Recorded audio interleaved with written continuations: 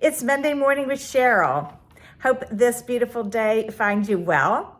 The past 2 weeks I've been talking about habits. This week is connected because I am going to be talking about goal setting with students.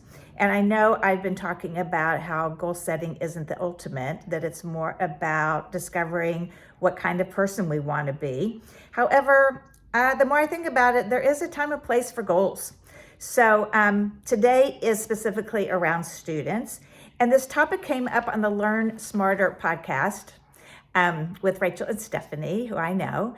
And they were talking about task avoidance and emotionally charged tasks.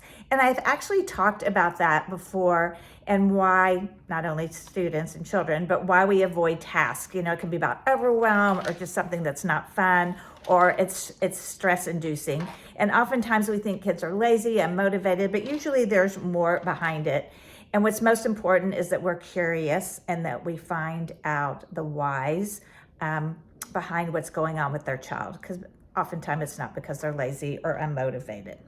However, they did give some wonderful, wonderful tips around goal setting, and a couple I had never even thought about before. So I was very excited to share them with you. And they said, like, when you get in the car, you need to have a plan on how to get there. And with students, oftentimes they have projects, homework, all these kind of things. And I think ultimately we want them to develop habits on how to be a good, successful student. And later on, of course, that grows into other life-attaining goals of who we want to be in the world. But they gave so many good ideas, so I want to be quick about it.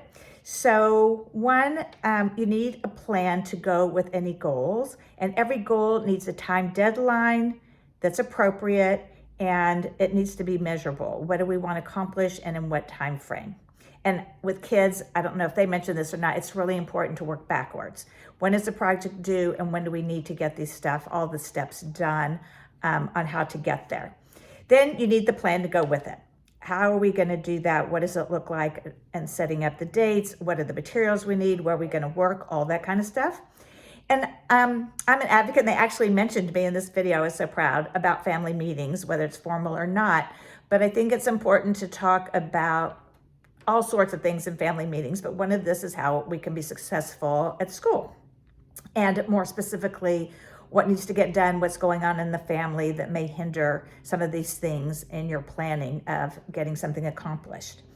This is really important, and I work with parents with this in parent coaching a lot, is how to partner successfully with the school, because you are a team and you need to be communicating and working effectively together. And it's also important to determine who is going to play what role in helping a student be successful. Again, as I've talked in the past couple of weeks, what's your system? How are you going to get there? Really, really important. Then I love this. They say one thing that's important is physically organizing your backpack. Ooh, and they said the more pockets doesn't necessarily mean the better. In fact, it's better to keep it simple. And they talked about actually drawing out the map of your inside of your backpack and determining where things go. And whether it's in your backpack or in the bedroom or wherever your child happens to be doing their homework, that you know exactly where things go and where to find them. I know when I walk into my house, I always put my keys in the same place so I don't have to hunt for them. So same with the backpack, make it as simple as possible so everybody knows where things go. This I love too. Homework is not done until it is actually turned in. And I've talked about this in a prior video about kids legitimately thinking they've turned things in. I actually have a colleague that I'm working with now who could have sworn she figured out and had completed a doodle to set up a meeting, and she had not, but she actually thought she had. So that happens to kids, not just adults, but it happens to kids. So let's see if there's anything else.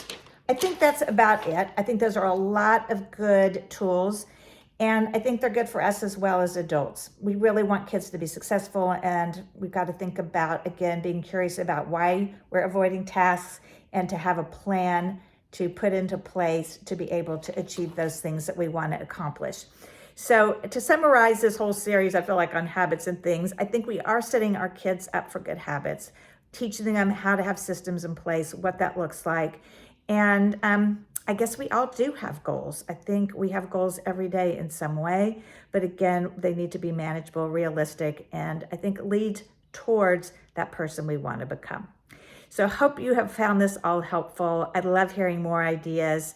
So please don't hesitate to reach out, and I'm wishing you well.